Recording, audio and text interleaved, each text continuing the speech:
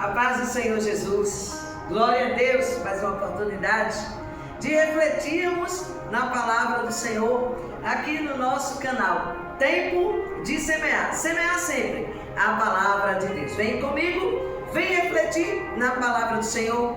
1 Reis, capítulo 3, e o versículo 23 e 24.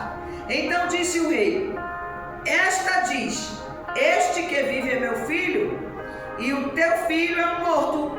E esta outra diz: Não, o morto é o meu filho, e o meu filho é o vivo. Disse mais o rei: Trazei-me uma espada. Trouxeram uma espada diante do rei. Obrigada, Senhor, pela tua gloriosa e excelente palavra. Nós poderemos intitular esta mensagem: Está no altar, mas está morto. E quando observamos essa mensagem, Salomão, ele está vivendo os primeiros dias do seu reinado. Mas não podemos esquecer do seu pai Davi, aquele homem que o ensinara a ser um homem de verdade e dar-lhe um conselho no seu leito de morte: ser tu, pois, homem. E Salomão não esquece dos ensinamentos de Davi, seu pai. Salomão, que escuta Davi falar no Deus Todo-Poderoso, se alegrar enquanto caminhava para a sua casa, ver Davi caminhar para o campo de batalha e ganhar diversas batalhas. Realmente, ocupar o trono que um dia foi do rei Davi é um desafio muito grande para a vida de Salomão. Salomão agora, ele vai começar o seu reinado com tantos conflitos. Quando Davi, ele morre, ele deixa para a casa do Senhor ouro, madeiras, mármore, tudo, creio, por inferência, em um grande armazém. Ele prepara o material que será usado na casa do Senhor, para construir a casa do Senhor com alegria, e deixa tudo guardado para que Salomão, quando fosse construir, tivesse as melhores e os melhores elementos para assim fazer. Davi morre, Salomão ainda muito jovem, e ele para, medita, reflete: e agora? O que é que eu vou fazer? Como eu devo assumir? Uma fome que se alastrou naquela terra, uma fome terrível, não havia emprego, e o povo agora começa a criar expectativa do que Salomão faria. Ele chama então os seus ministros e diz: se o meu pai fosse vivo, como ele resolveria essa questão? E os ministros então diz: ora, ele pegaria do seu tesouro, compraria alimentos e daria ao povo. E ele então diz assim para o seu ministro: vá nos tesouros e veja quanto tem. Mas eles esqueceram que Absalão, para montar um exército de jagunço, haveria utilizado-se de todo o tesouro real. Não havia nada. Salomão então pergunta para o outro ministro: e agora? E chega-lhe a notícia que tem 1000 bois de carne dura, porque viviam em relevos íngremes. E ele então diz: prepara o alto da montanha, manda para lá os sacerdotes e vamos levar os 1000 bois. O povo, alguns se alegram e diz assim: agora ele vai nos dar alimento, e sobem felizes. Mas quando chegam lá em cima, eles começam a perguntar: por que os sacerdotes estão aqui? Na verdade, o que Salomão fez foi ofertar tudo que ele tinha ao Senhor. Ele ouve Davi contar as histórias maravilhosas, e ele resolve entregar uma oferta verdadeira ao Senhor poderoso, ao Deus de Israel. E ele oferta tudo que ele tinha, 1000 bois. Creio eu que Salomão se encosta na montanha e não vê nada, nem a terra tremer, nem nuvem descer do céu. E o povo agora começa a falar. Eu não sei se ele, no auge da sua juventude, foi a melhor escolha para reinar sobre Israel. Um menino não vai saber governar uma nação. E quando o sacrifício termina, aparentemente nada acontece, mas Salomão move o coração de Deus. E o céu agora começa a entrar em ação sobre a vida de Salomão. Ele volta para casa e na sua tenda, quando vai dormir à noite, ele apresenta ao Senhor no seu palácio. Ele vai se apresentar meio que decepcionado. E algo tremendo acontece. Deus nunca se apresentara a Davi, mas a Salomão se apresentou. Gostei do que você fez. Você entregou tudo que tinha, nada resguardou para ti. Então, como nada me pedistes, em ouro, em prata, em tesouros terrenos, e foi linda a tua petição, eu só quero, Senhor, sabedoria para lidar com o teu povo, prudência para lidar com o teu povo. Deus se agrada, e ele diz: vou te dar tudo isso, e vou te dar tesouros na terra. Deus dá sabedoria para Salomão, lhe dá tesouros sobre a terra, ao ponto de mover pessoas para virem lhe conhecer. Mas diante das primeiras causas, do primeiro julgamento, aparecem essas duas mulheres, e Salomão julga a causa dessas duas mulheres. Essas duas mulheres tinham algo em comum. Eram duas mulheres, moravam na mesma casa, engravidaram no mesmo tempo, e os filhos que elas tiveram agora, estava ocorrendo um grande problema. Não havia filmagens naquele período, nem fotografias, não havia testemunhas dentro da casa, porque as duas moravam sós. Uma dormindo esmaga o menino e deita sobre ele, e ela não se conforma. Ela não se conforma, porque quando ela mata o menino, ela não quer um filho morto. E agora começa a briga dessas mulheres. O filho vivo é meu. E a outra diz: não, é meu. E é interessante que quem mente eleva a voz, faz teatro, chora. Mas a mãe sabe do choro de uma criança, porque há uma conexão muito grande, muito forte entre a mãe e o filho, e ela conhece o choro da criança. Possivelmente aquela criança fez algum barulho, algum gemido, alguma expressão, mas a mãe não conseguiu ouvir o pedido do seu filho. A mãe do morto esmagou aquilo que ela mesma gerou. Ela gerou um filho por 9 meses, sofreu, sentiu dores, mas esmagou o que ela mesma gerou. E assim são muitos que têm vocação, são muitos que têm chamados, são muitos que receberam os dons do Espírito, mas que esmagaram esta vocação, este chamado.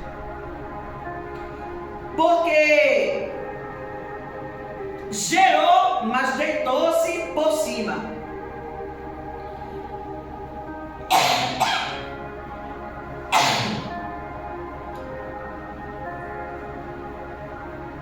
Deitou-se por cima, em vez de nutrir, em vez de alimentar aquilo que fora gerado por ela. Tem muitos que têm chamada, Deus lhe entrega dons, mas termina matando a chamada. A criança morta não sobrevive. O chamado que não é nutrido pelo Espírito Santo não sobrevive. Porque o sono era profundo. A mãe do vivo, do menino vivo, também não acordou. Tem chamado, tem vocação ministerial, batendo. Mas você tem sufocado o chamado, tem matado a vocação. A criança morreu. Quem foi que matou? A mãe, a própria que gerou. Qual foi a causa? Esmagamento. Matou esmagada. Matou sem chance de sobrevivência. Matou o que ela gerou. Mas detalhe, depois que a criança morre, ela não aceita. Ela não aceita o grau da irresponsabilidade que ela teve. E ela vai simplesmente, devagar, silenciosa, trocar as crianças. Pega o menino morto, coloca na mãe do vivo. E pega o menino vivo, coloca em sua cama. Devagar, silenciosa. Cuidado. Cuidado com quem tu chama para a tua mesa. Cuidado com quem tu chamas para a tua casa. Cuidado com quem tu confias. Cuidado com quem tu divide os teus segredos espirituais. Porque muitos mataram a sua chamada e agora vai matar a tua. Porque querem o teu lugar. Depois que os irresponsáveis, depois que os escarnecedores, depois que aqueles que mentalizam o mal enquanto dormem, matarem a sua chamada, a sua própria chamada, não vai se conformar. Não vai se conformar porque a sua chamada está morta. E agora vai matar a tua também. O chamado dele foi encerrado por ele mesmo. E agora quer encerrar a tua também. Vai tentar tomar o menino vivo dos teus braços. Desta forma, não esmague a sua chamada. Deixe o menino viver. Vá nutrir a sua vocação. Não mate o menino. O menino quer viver. Foi difícil gerar.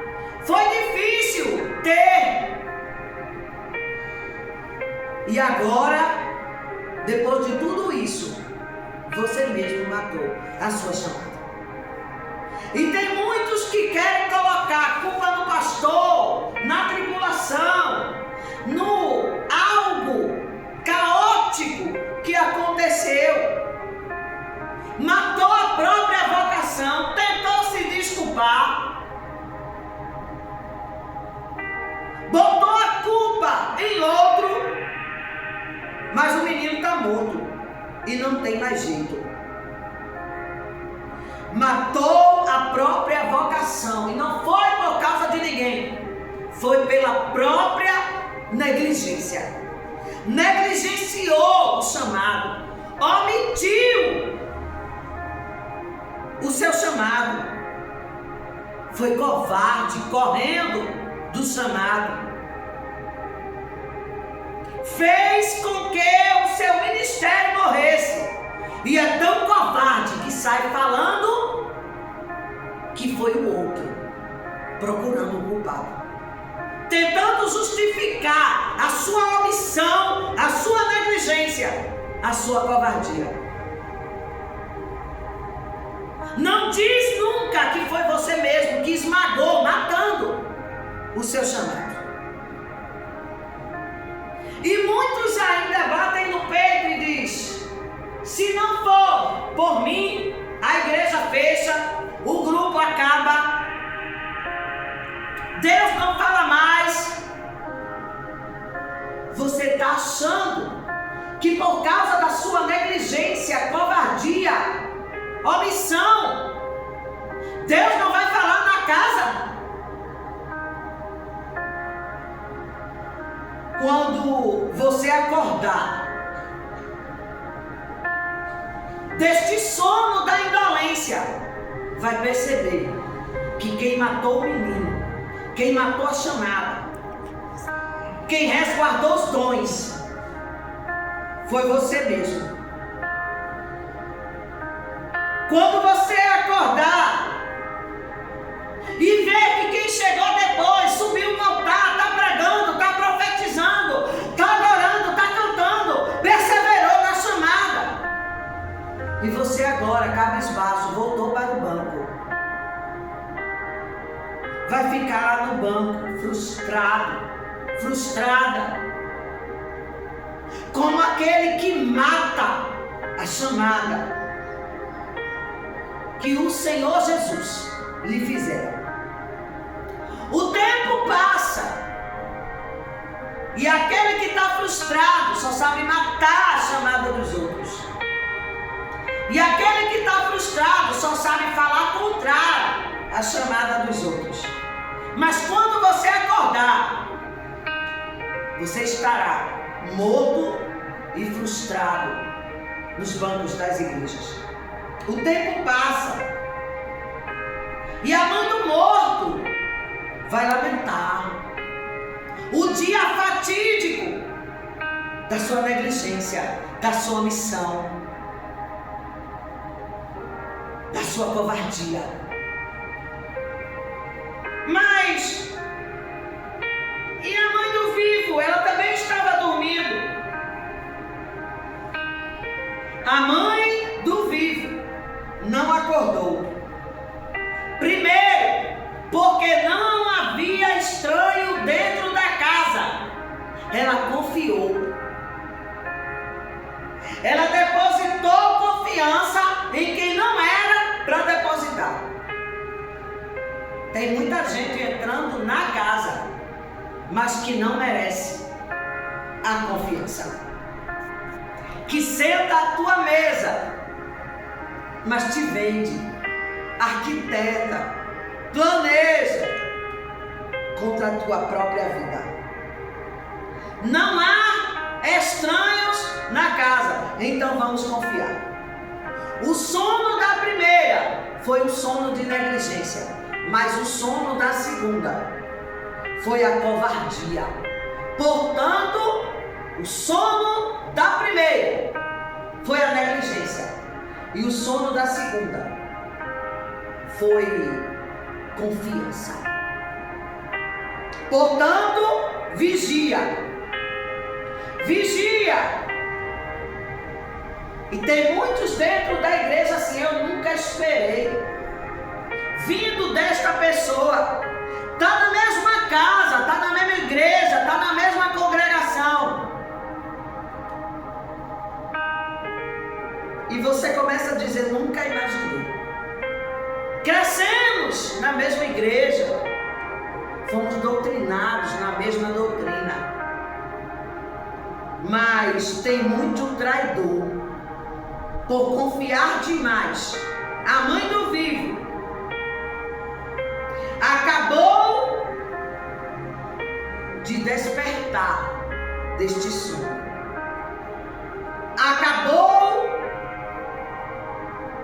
de entender que quando eu confio demais,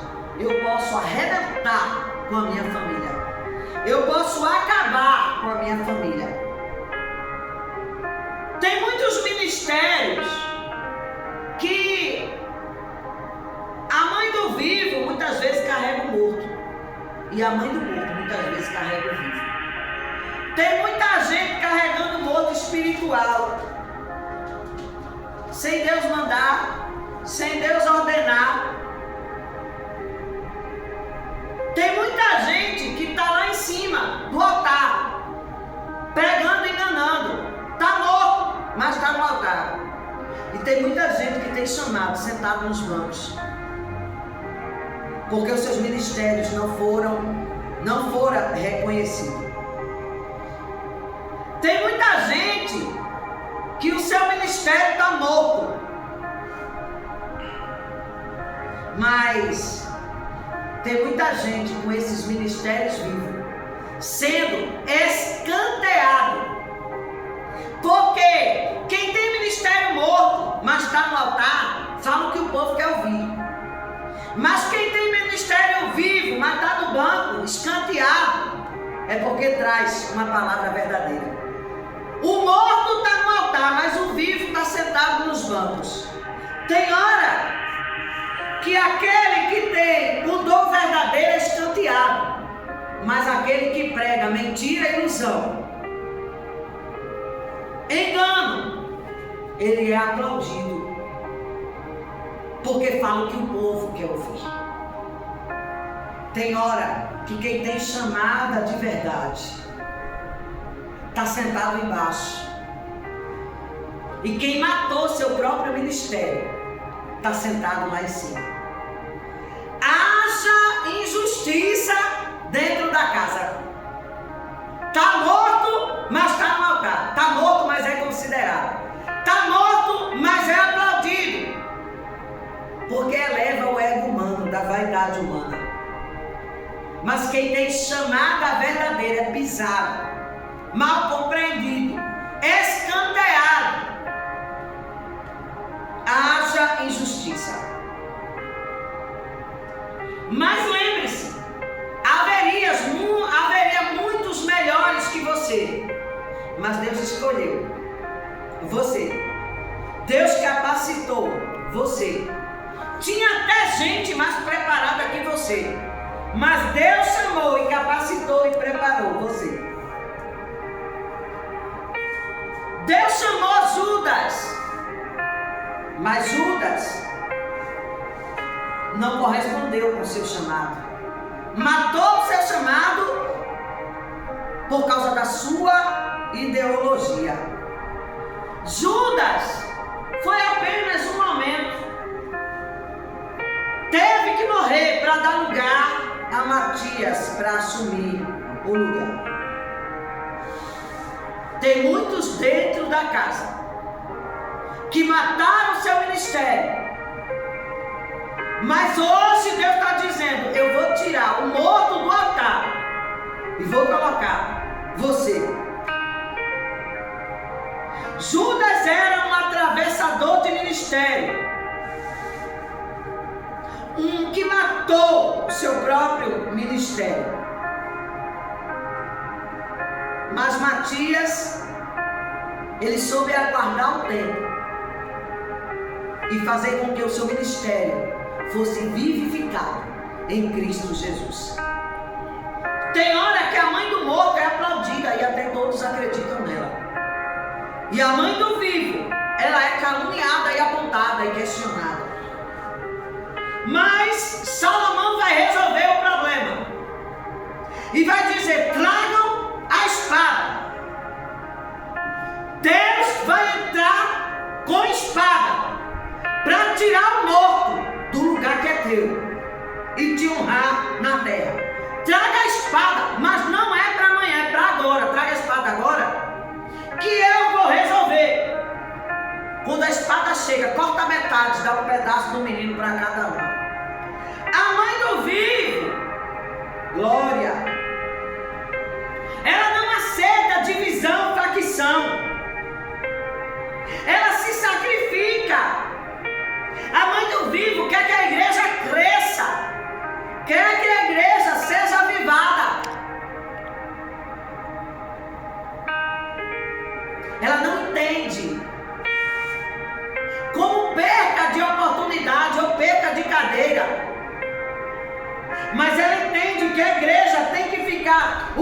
vida.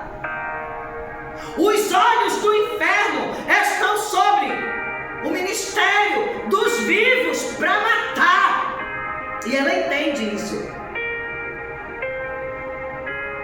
Divisão não vem de Deus. E ela grita: não, não, não. Se for para ter confusão, se for para ter briga, deixa lá o conjunto, o coral, as crianças com ela, mas não divide. A mãe do vivo se sacrifica pela igreja. Deixa o menino vivo viver. Mas a mãe do morto está dizendo: isso, nem eu e nem você. Divide, corta, mata, termina. Não quero. Faz isso mesmo. A mãe do vivo não precisa de testemunha, de filmagem, de fotografia na sala do rei, porque a própria chamada da espada do rei entra em evidência para justificá-la. Quem ama não divide, quem ama não mata. A mãe do vivo. Mas a mãe do morto só traz confusão, divisão e morte. Já matou dela, quer matar o seu também. É o obreiro sem amor pela obra. É o obreiro que o chamado está no seu colo, mas ele não cuida. Não cuida porque não tem amor. Mas Deus vai tirar o menino vivo da mãe de quem não tem amor, que não se importa, e vai colocar no colo de quem tem amor. É uma palavra de devolução ministerial. O teu ministério vai fluir, vai viver. Deus está usando a espada, vai trazer de volta o menino vivo. O rei já está mudando essa história. Pega o menino vivo, entrega para a sua mãe verdadeira, porque é uma palavra de devolução ministerial. E quem está morto no altar vai ter que ser rebaixado para você passar e fazer a obra como Deus te chamou. Obrigada, Senhor, por esta palavra maravilhosa. Que o amor de Deus, a graça do nosso Senhor e Salvador Jesus Cristo e as divinas consolações do Divino Espírito Santo de Deus estejam com todos nós desde agora e para sempre. Amém. Deus abençoe. A chamada está no altar, mas está morto. Mas receba a devolução ministerial da parte do Senhor Jesus. Pastora Ana Paula Guedes, de Pernambuco para o mundo.